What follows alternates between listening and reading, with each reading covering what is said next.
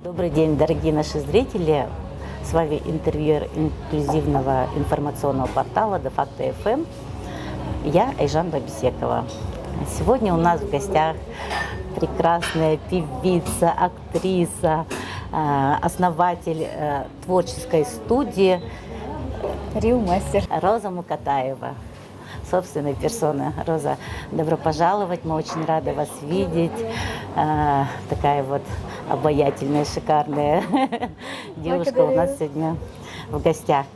Розочка, мы как бы все вас помним такой юной, обаятельной девушкой, еще с X-фактором. Я помню, я и мама, мы прям за вас голосовали. Да. Расскажите, пожалуйста, вот этот период, как вы вообще туда попали, что для вас,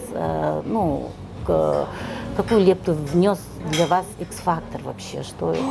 Вообще, да, X-фактор для меня, по идее, наверное, какой-то было... это был судьбоносный этап однозначно, но он вот так вот пришедший, то есть не неожиданно, негаданно, не специально. Я вот всегда говорю, я просто действительно прям по делам проезжала мимо.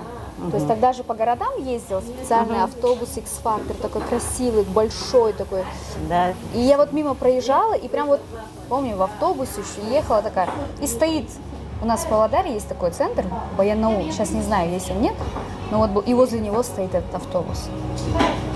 Я мимо проехала и про себя думаю, а может пойти?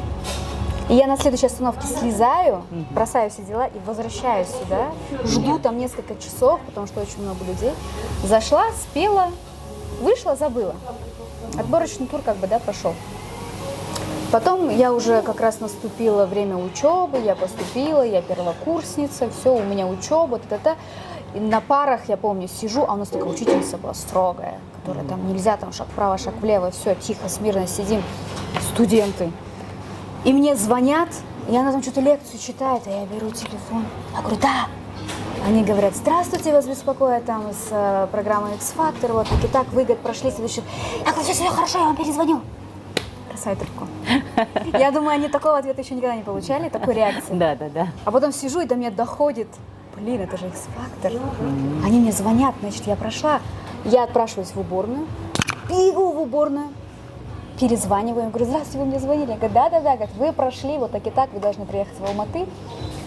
У меня там истерика, у меня там, я домой. То есть сразу, прибегаю. в Алматы, вас приглашают? Да, это вот прямые эфиры, прямые эфиры, говорю, вот это, все, что показывали, это уже было в Алмате проходило. А в тот период я уже собиралась замуж. То есть мне уже было предложение, все, меня уже окольцевали, мы готовились к свадьбе. Вы у нас тогда в каком возрасте? Вы юная совсем же, Да, на тот момент мне было 17, я уже готовилась к свадьбе. Да. У нас там такая любовь была страшная. И получается, в декабре, после совершеннолетия, у нас должна была пройти свадьба. А осенью мы уже должны были готовиться. И у нас такая Енешка моя, мама говорит, как раз мы должны поехать в Алмату, купить свадебное платье, там анау-манау, той-бастары, всякие вот эти, сакина, макина. Все, Кетем, берге. Как раз я на X-факторға барасың, мен мына жаққа, кетем, буду покупать золото. Я говорю, круто. И мы с ней, с Енешкой своей, я поехала на X-фактор. Я жила, я и в Павлодаре жила, и в какой-то момент, когда дедушка уже умер, мама приняла решение, что нужно с Сапашкой быть вместе, рядом, кто-то должен помогать. Растила меня мама одна, и вот получилась мама, бабушка и я. Вот мы втроем росли.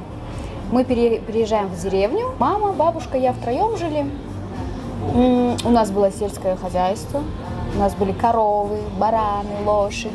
У меня Пашка такая. Я вместе с ней вот так вот, как пацан ходила.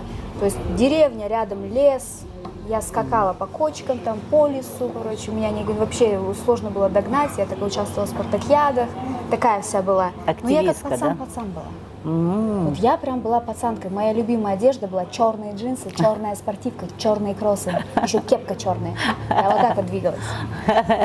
Я с пацанами дружила, да. То есть для меня не существовало такого понятия, как отличие мальчик и девочка. Для меня они все были братан. Да. То есть мы гоняли футбол вместе. Обалдеть, мы вас вообще с другой стороны узнаем. Вот, и кстати, у меня супруг такой меня и увидел. Я была прям, он говорит, ты все время ходила в этой черной спортивке, говорит, его прям И из-за него я впервые в жизни купила каблуки. А как произошло ваше знакомство? Мне прям интересно. Это не входило в... В мои планы точно не входило, в его, думаю, входило. Да? Не, на самом деле он создатель Казахской лиги КВН Павлодарской области. Мгм. Он был председателем Жасултана, вот он создал Казахскую лигу, открыл. Первый вот, до этого не было в Павлодарской области. И я пришла туда играть КВНщицей в 9 классе. Вот мне было 14, почти 15 лет. Тогда он, наверное, вас приметил, да, такое? Мы часто об этом вспоминаем, и многие даже, кто вот нас окружает, они тоже вспоминают, что он говорил. И когда в КВН очень мало девочек, очень редко. Ну да, да. И у нас вот вся команда пацаны, и я одна девочка. Мы сначала в школьной лиге играли. И я помню, никогда не забуду этот день, когда я первый раз прихожу, у нас тогда актовый зал, типа, и мы такие команды все идем, меня позвали играть. Я в гимназию Эбрала Царина поступила. И они сразу увидели, сказали, все, ты в нашей команде. Я говорю, давайте. И я прихожу такая, я вижу его, я увидела его.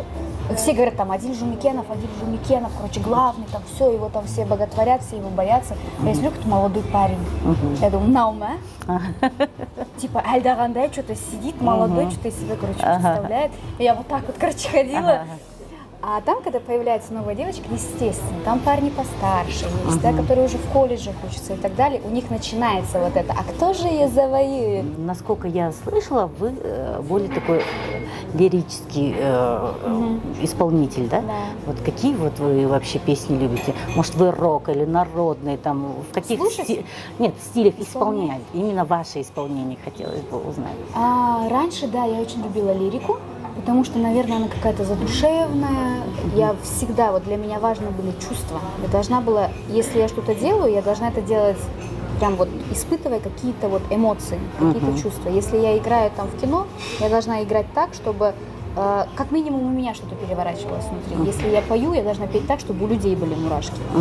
Естественно, лирика для меня была самая такая близкая, потому что это, наверное, такой более короткий путь, чтобы испытать какие-то чувства. В связи с профессией, с работой, ты постоянно находишься в поиске, изучении каких-то вокальных данных. Ты изучаешь, а как артист это поет, а как он это сделал, как у него там гортань сложена, физиологически. И все время ты начинаешь, чтобы кому-то объяснить, как это петь, ты должен это сам научиться делать. И сейчас я могу спеть очень разные вещи. Вау, Хотя класс. вот на сцену не хочется. Не хочется, да? А мы вот, я листая ваш Инстаграм, прям залипла, можно сказать. Я, ну, как бы готовилась к этому интервью, и вот о вас, как бы, ну, как бы о личности хотела что-то побольше узнать. Жадно смотрела все, вот ваши какие-то рилсы вы снимали, и вы просто потрясно поете в разных направлениях. Я для себя, ну, как бы заметила, вы вообще прям, ну, я же захотела в вашу школу. Вашу школу. Вы таких берете, уже не молоденьких, но это. Вы бы знали, какой у меня самый взрослый ученик, Да? пенсионного возраста. Вау, классно. Ну, я думаю, все-таки обучаться никогда не поздно. Да, но мы сейчас чуть позже поговорим о вашей студии, творческой студии. Мне очень интересно. Я думаю, нашим зрителям тоже очень интересно об этом узнать. Вот для нас вы не могли бы немножечко нам что-нибудь спеть? Вот прям очень-очень. Ну вот что-нибудь, какой небольшой отрывок для Факта ФМ. Только текст, если открою, да? Да. Мы будем прям признательны, рады. Мы обычно не заставляем, конечно, певцов, но здесь я посмотрела ваши рилсы, мне так захотелось. Я говорю, я обязательно Розу Мухатаеву попрошу что-нибудь для нас спеть. There are Arizona sky burning in your eyes. You look at me and babe, I wanna catch on fire. It's burning in my soul like California gold. You found the light in me that I couldn't find. So when I'm all choked up, but I can't find the words. Every time we say goodbye, baby, it hurts. When the sun goes down the band won't play, I always remember all this way. Ну, расскажите теперь о своей творческой студии, чем занимается эта студия. Вы сами, да, основали, получается, ну, как бы, откуда у вас пришла такая идея вот основать такую школу? Я всегда вот следую правилу всему свое время. И когда я созреваю для чего-либо, я вот так вот принимаю решение. Так же было и вот с этой студией. Я очень долгое время работала в нескольких школах разных. И вот в последнем месте я работала достаточно долго. И в какой-то момент вот просто пришло, я сказала, а я хочу свое. Потому что есть вещи, которые я хочу реализовать, которые я хочу сделать, но ты не можешь этого сделать, когда правила диктует кто-то другой. Тебе нужно самой вот это делать. Раскрыться, Всё, да, и я полноценно. вот сообщила директору, я сказала, что я ухожу. У меня не было ни финансов, не было ни места, ничего. Потрясающе. Одно желание, все. Я ему вот прям, я решила, как только я решила, я ему сразу вечером позвонила. Он говорит, ну я этого ждал. Я знала, что так будет, что ты дорастешь, потому что это. Я говорю, ну все, и вот мы без обид как бы расстались. Я сказала, я месяц доработаю. За этот месяц я должна была вот найти все, что мне нужно для студии. Супруг вообще сказал, я вообще думала, ты там еще лет 5 назад это сделаешь. Говорит, я давно говорил. То есть супруг у вас всегда ваша поддержка, да? Конечно. Он вашим продюсером, да, является вашим продюсером? Нет, да, ошибочно. Он сказал, я не буду тобой заниматься. Хочешь, ты что хочешь, говорит, тем занимайся. Он говорит, я тобой не буду заниматься. Потому что мы привыкли, что работу и семью мы никогда не смешиваем. Мы вместе никогда не работаем. Да, он мне помогает, если там когда-то что-то позвонит, там по выступлению, там что-то хотят, он разговаривает, потому что он больше дипломат, наверное, чем я. Я говорю, я не умею там договариваться, я не знаю, как договариваться там о суммах, о цифрах, да? Хотя сейчас, когда у тебя уже ты уже начинаешь цифрами думать. Я уже знаю, да? Да, уже по-другому, уже нет. А тогда вот да, и со школы нет, со школы вот это, наверное, единственное такое исключение из правил, когда он мне помогает. Там я уехала на 10 дней в отпуск, я спокойно оставила на него студию, он там ходил, всех строил. Я говорю, давай. Все как и раньше, да? Да, и он вот прям помогает элементарно. Ну, дорогие друзья, приходится нам уже прощаться. С вами была я, интервьюер инклюзивного радио «Де-факто ФМ». И у нас была в гостях потрясающая Роза Мукатаева. Всего доброго, до новых встреч.